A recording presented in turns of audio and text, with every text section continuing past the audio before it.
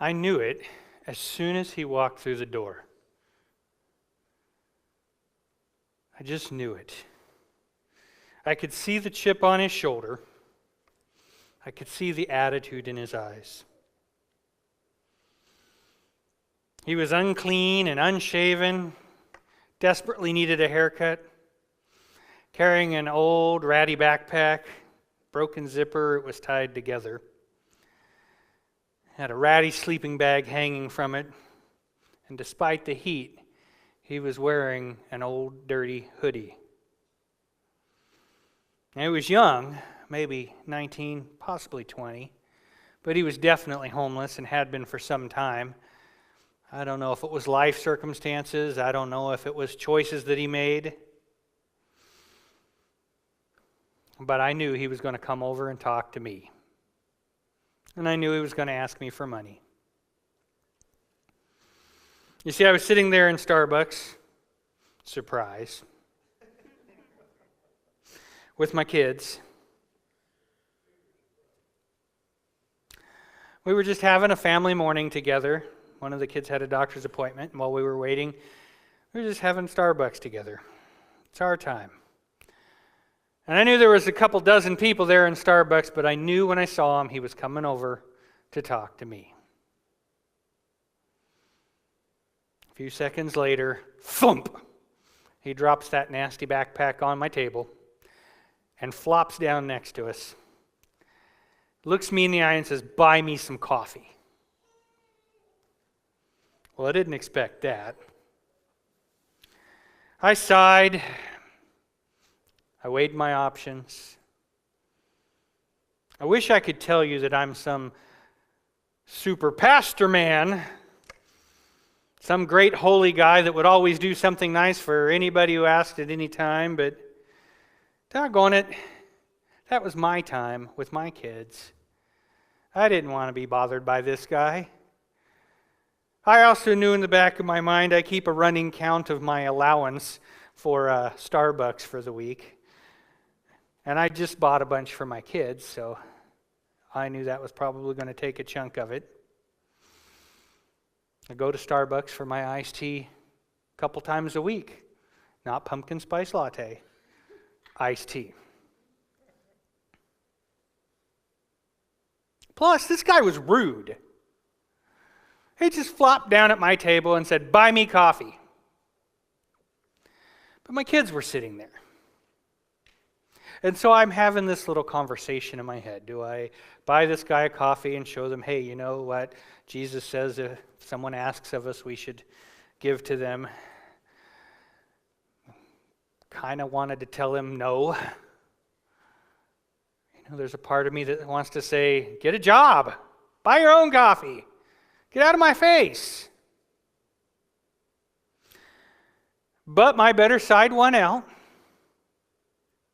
So I said, sure, let's go up to the counter. As we're walking to the counter, he said, I'm hungry too. Buy me a sandwich. Okay. Now I'm still doing math in my head.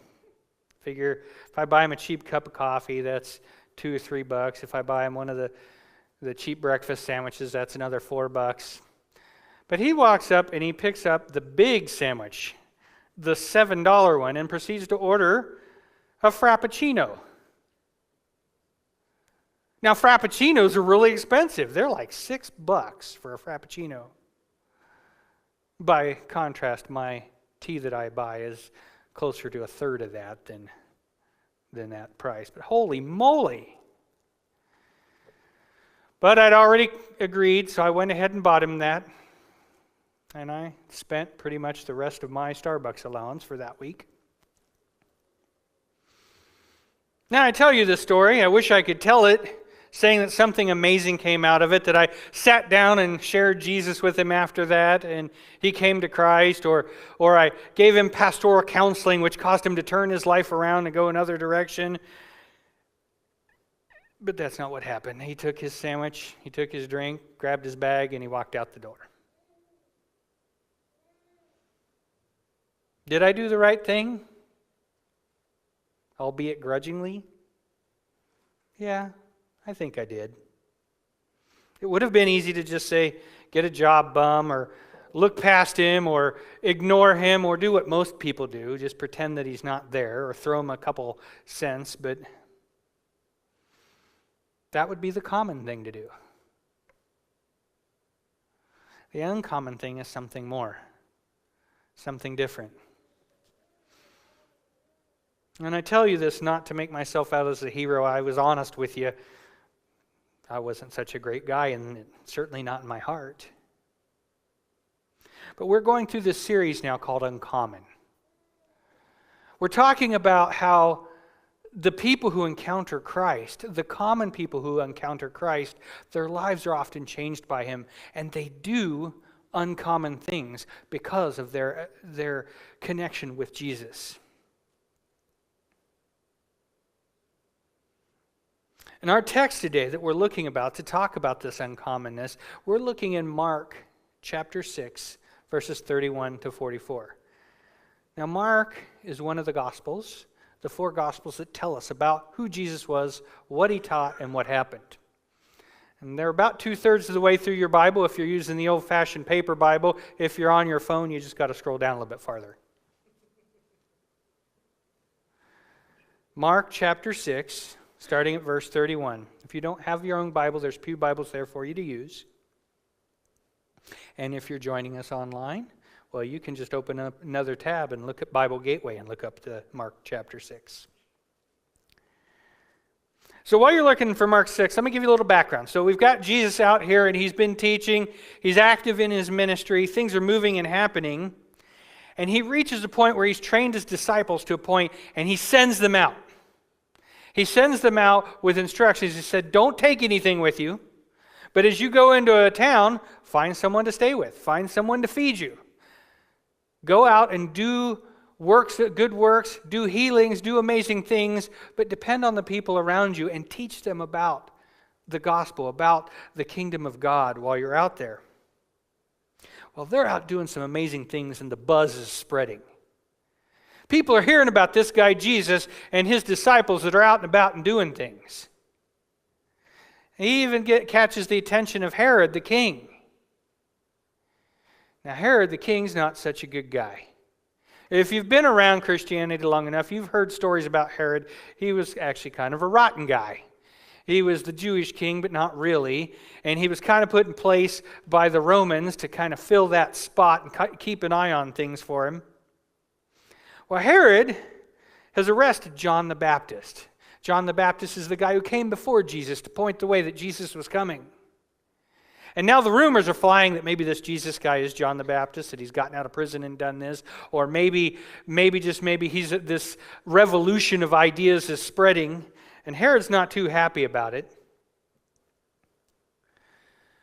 So Herod's got John the Baptist thrown in prison. He throws John the Baptist in prison. Why? Because John the Baptist says, hey, Herod, you may be the king, but you're doing bad things. For example, Herod has taken his brother's wife into his own household. He's sleeping with her. Well, that's not okay to do. And John the Baptist tells him, and when you're the king, you don't have to put up with people telling you you're doing bad things. You can just throw them in jail. And that's what he does. So Herod throws this big party, huge banquet, has all these guests over. He's feeding them, all kinds of alcohol's flowing, everything that's happening that needs to happen for a party. And then the dancing girls come out. Yes, it was that kind of party. And one of the girls who dances happens to be Herodias. That's the lady from the brother. That's her little daughter, comes out and she dances. And Herod was pleased. Yeah, that kind of pleased. He says, young lady, I liked your dancing so much, I'm going to give you a gift, anything you want. She checks with her mom, says, what should I ask? She says, ask for the head of John the Baptist. Now that's a funny gift to get. You know, I've gotten birthday gifts and I've gotten other gifts in my time, and I've never wanted somebody's head on a platter. But that's what she asks for. I think Herodias, the sister-in-law/wife, knew that Herod needed to get this done to kill this guy because he was in his way. but didn't have the courage to do it himself. So she had the girl do that, and so Herod, trapped by his own word in front of everybody, has John the Baptist's head cut off. Did you know the Bible was this interesting? This is better than Game of Thrones or a soap opera. Chop the head off, bring him right here, head on a platter to a party. All this stuff is going on in the background while Jesus is out teaching and he's sending his disciples out teaching. Huge party, guys doing real work of ministry out here. So the disciples, they've been out in these towns, they've been preaching, they've been teaching, they've been healing, they've been doing God's work all over the place, and they come back, as you do, from ministry events, exhausted. They're worn out. They're tired. They just want to sit down, hang out with Jesus, drink their pumpkin spice lattes, have a couple morning buns, and just chill for a while and let people leave them alone. Now, if you've ever been involved in ministry, you know it doesn't work that way. It says, actually beginning in verse 30 here, the apostles gathered around Jesus and reported to him all they had done and taught. Then, because so many people were coming and going, they didn't even have a chance to eat. He said to them, "Come with me by yourselves to a quiet place, and let's get some rest." So they went away by themselves in a boat to a solitary place. But many who saw them leaving recognized them and ran on foot from all the towns and got there ahead of them. When Jesus landed, he saw a large crowd, and he had compassion on them because they were like sheep without a shepherd. So he began teaching them many things. By this time, it was late in the day, so his disciples came to him. "This is a remote place," they said. "It's already very late. Send the people away so they can get something in the surrounding countryside and the villages and buy themselves something to eat." But Jesus, being Jesus, said, "You give them something to eat." The disciples said to him, "But that would take more than half a year's wages. Are we to go spend that much on bread and give it to them to eat?" And Jesus said, "How many loaves do you have? Go and see." And when they found out, they said, 5 loaves and 2 fish. Then Jesus directed them to have all the people sit down in groups on the grass. So they sat down in groups of hundreds and fifties, and taking the 5 loaves and the 2 fish, and looking up to heaven, he gave thanks and broke the loaves. And then he gave them to the disciples to distribute to the people. He divided the 2 fish among them all. They all ate and were satisfied. And the disciples picked up 12 basketfuls of broken pieces of bread and fish. The number of men who had eaten was 5,000.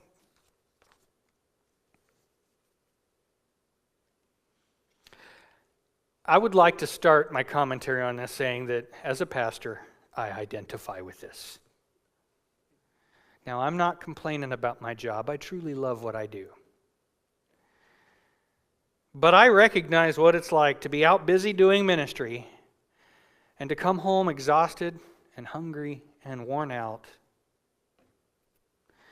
I really connect with verse 31 where it said, because so many people were coming and going, didn't even have a chance to eat. That's the story of life in ministry. Right, David? Right, Bernie? So the disciples try to get a way to rest, and what happens? Somebody comes up with something else. They show up and say, "Hey, teach us some more." Not only do they show up, they beat them there. They were waiting. No rest for the weary. And like I said, I recognize that that's the truth of ministry, but I can also tell you, honestly, sometimes the most powerful moments in ministry happen in those times. Because I'm not relying on myself anymore. I have to depend on God. I've got nothing left. And I've seen some amazing things happen when it's no longer me trying to do everything and getting in God's way, but where I actually have to depend on Him to deal with this. So Jesus had compassion on these people because they were like sheep without a shepherd. He begins teaching these people at length. And now it's getting late. And I try to picture the scene. I try to picture thousands of people sitting in this field and Jesus up on kind of a hillside teaching them. And this group of disciples, they're kind of all huddled over here. You go tell him. No, you. John, he likes you. You go over and tell him. And so one of them finally gets up the courage to kind of sneak over. Jesus. Hey, Jesus. Jesus, it's late. You're going to cut this sermon short. These people haven't eaten anything yet.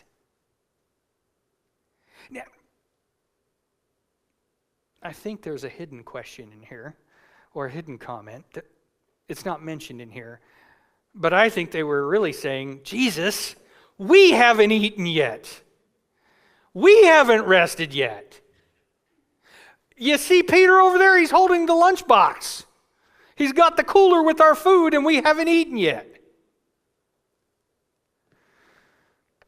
And so Jesus, in his pastorly way, you guys, you feed them. Now, I've been mentored into ministry. And Pastor Chip, who did that, periodically did things like this. I'd go to him for the answer to deal with some issue in ministry, and he would say, go ahead and take care of that. Let me know what you do. Doggone it! I was coming to you for answers. You're the guy with the answers. So I think Jesus kind of left him hanging here for a minute. Made it a little inconvenient. I could almost see Matthew, he was the tax collector, so you know he had to be good at math, tallying up in his head. I think we had 1, 2, 3, 4. Pretty sure we only had 5 loaves of bread, and I think I saw 2 fish in that cooler, and that's all we got left. Crap. Now we got to share what we have? We don't have that much. Doesn't Jesus know how many people are here?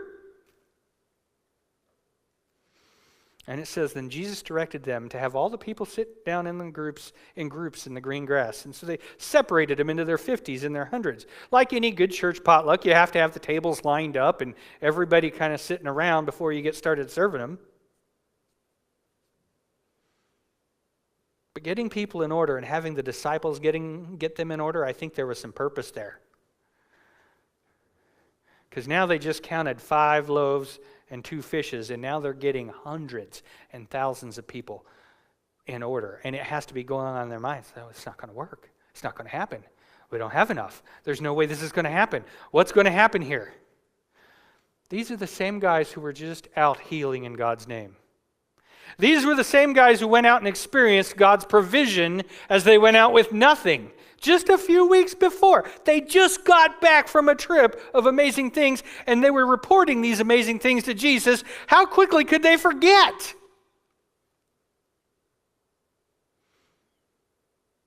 So Jesus just goes ahead and blows their mind. He just goes ahead and prays and feeds 5,000 people. And the disciples had to be blown away, but sometimes I get frustrated with the Bible. Do you know why? Because it doesn't tell me everything. What was going on with the people? What were they thinking? I mean, surely there was somebody sitting there thinking, gosh, the nearest McDonald's is 2 villages away. And this preacher's going on awful long. I mean, it may have been a cool sermon, but at some point in time, you're thinking of lunch. Be honest with me here. If I were to take this sermon and go on for another 45, 50 minutes, some of you would be going, grumble, grumble, grumble, it's time to eat. I won't do that. I have this question. did they even know a miracle had happened? The people sitting there, the thousands of people, they weren't privy to that conversation about 5 loaves and fishes. They just see the guy up there praying and getting ready to hand out food, and they're probably thinking, cool, I don't got to buy dinner tonight. Or were they like that guy who came to me at Starbucks and have this expectation? Somebody will feed me. Somebody will take care of me. We're waiting, Jesus. What do you got?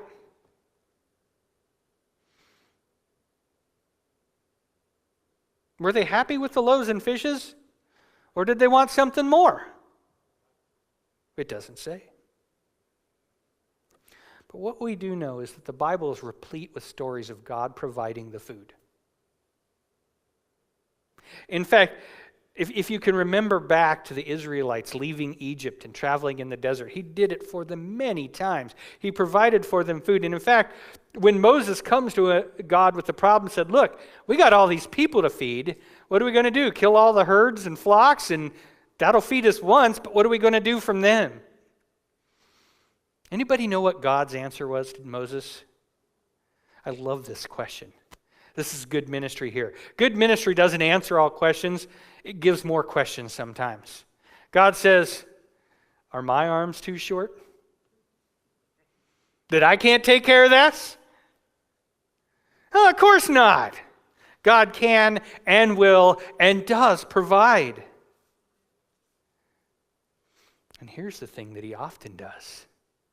He uses his people to provide.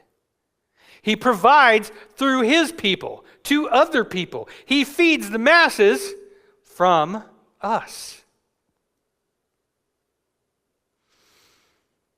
When Jesus was establishing the church, and he's talking to Peter on the beach after he's died and he's come back, he confronts Peter and he says, Peter, do you love me?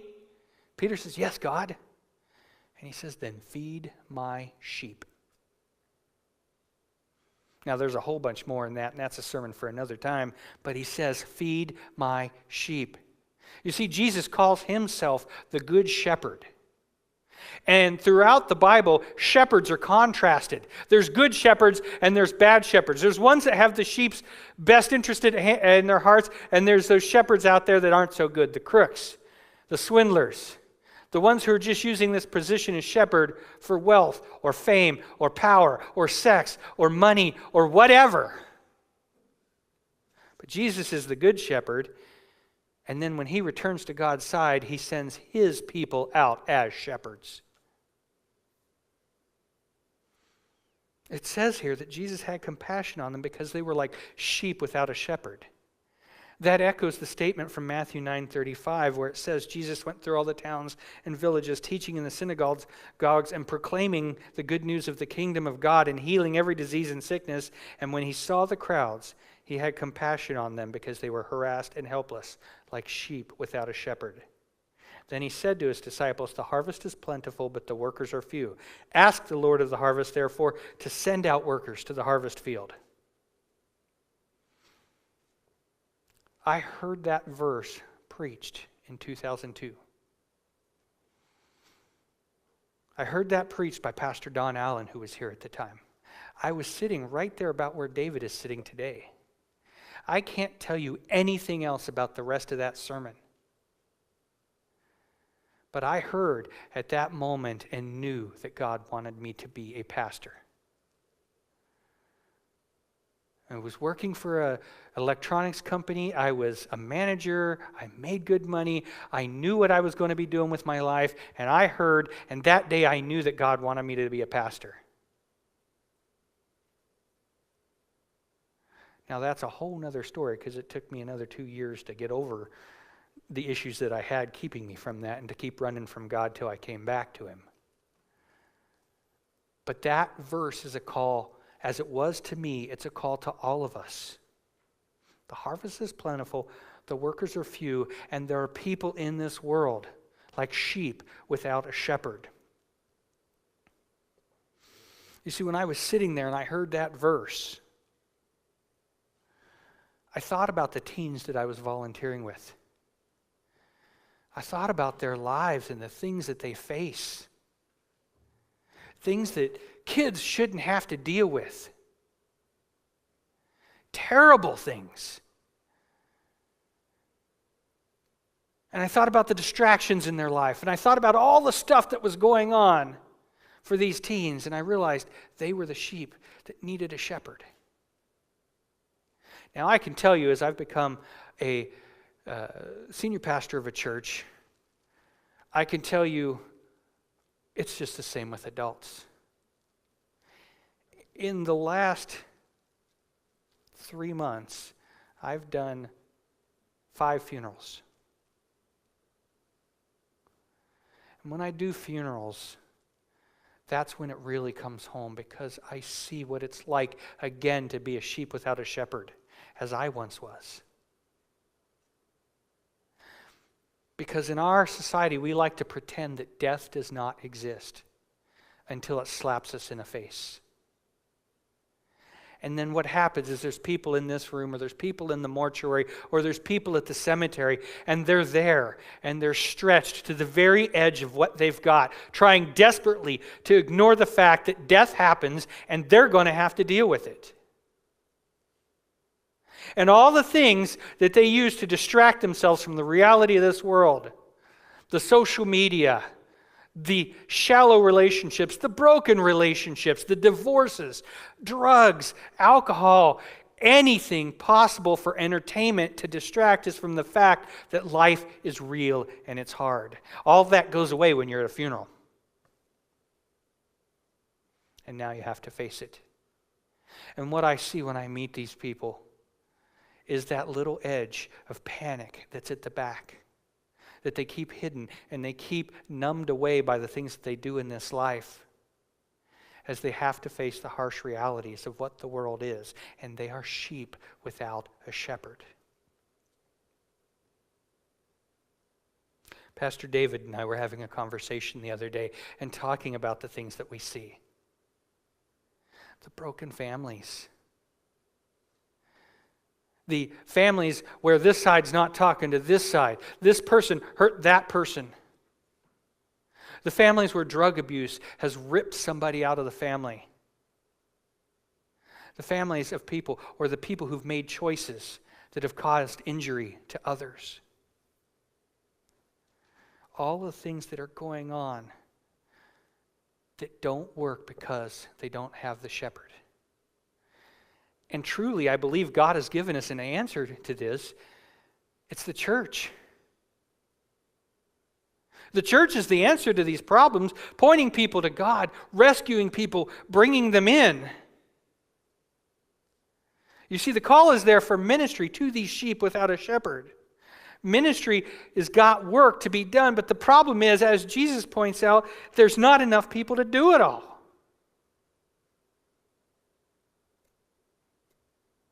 Well, there's enough people,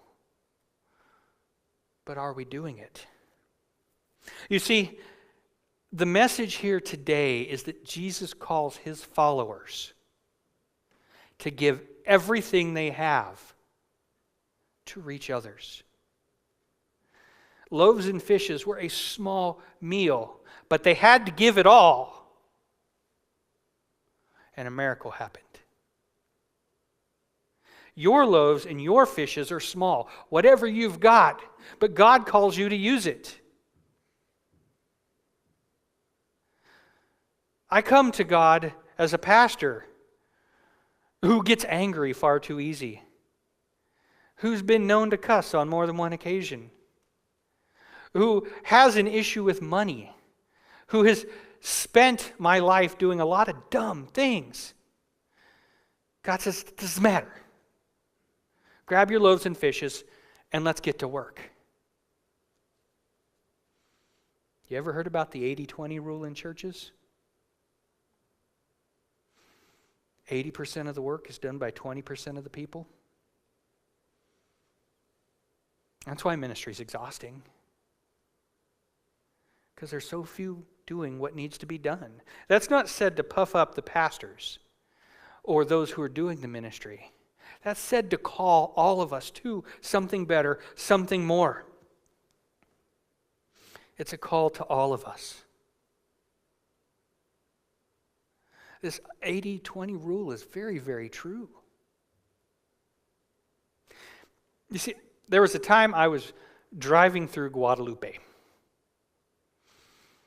Now, don't make it a habit to drive through Guadalupe. It's a little dot on the map somewhere near Tempe, but I got lost in Tempe.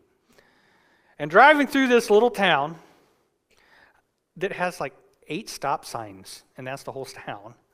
You go a block, you stop, you go a block, you stop, you go a block. Well, anyway, I was stopped at one of those stop signs.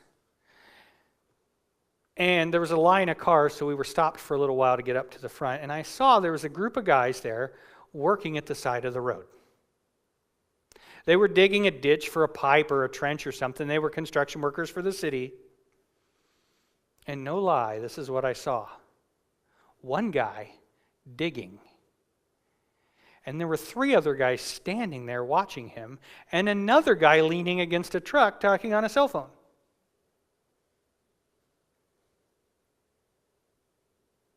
(80-20).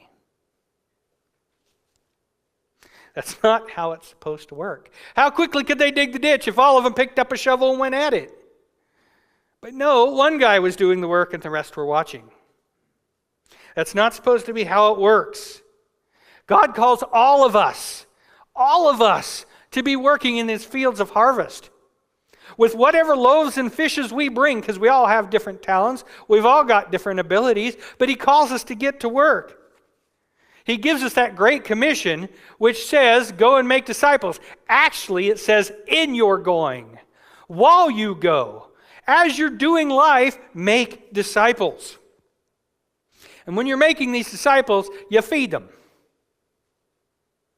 You don't just feed them loaves and fishes. You don't just give them food, although food can be important. You feed them God too. You take care of temporal needs. Sit down and have dinner together. Invite someone in. Buy them a pumpkin spice latte. Go get them another coffee or tea or whatever else somewhere else. But then, don't stop there.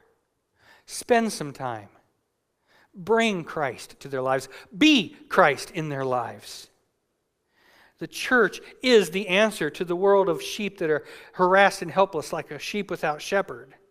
But only when the church's disciples are doing what they're called to do. You see, God could snap His fingers and make everybody believers, but that's not what He's chosen to do. He's chosen to send us out. And He tells us we have to use everything we have to minister to others. Imagine for me a moment here that if the 80-20 rule is in effect here at Campbell Community, what would happen if we flipped that? What would happen if we even just doubled that? That if instead of 20% of the people doing the work, that it's more 40-60 or something like that? Or what if it's 80% doing 20%? My goodness. I won't go to 100% because there's times when each of us is broken and we need to be ministered to. But imagine what it would look like as a church if we had that sense of urgency. That if we recognized everything we have, everything we've been given by God, every part of our families, every part of our money, every part of our gifts and talents and abilities could be used to reach others for Christ. What would this room look on Sundays or Wednesdays or even Saturdays? What would this neighborhood and this city look like if we did this? If perhaps it's been touched today, your heart's been touched and you think that maybe I need to do more. Maybe I'm one of the guys who needs to give a little bit more in that. The ability to make a difference. Come talk to David or Bernie or myself. We'd love to dare you into ministry. We'd love for you to take a piece of this and own it. We'd love for you to plant God's flag in your house, in your neighborhood, in your community. That you could be a part of what God has for this kingdom. to break those loaves and fishes up and pass them out to do God's will.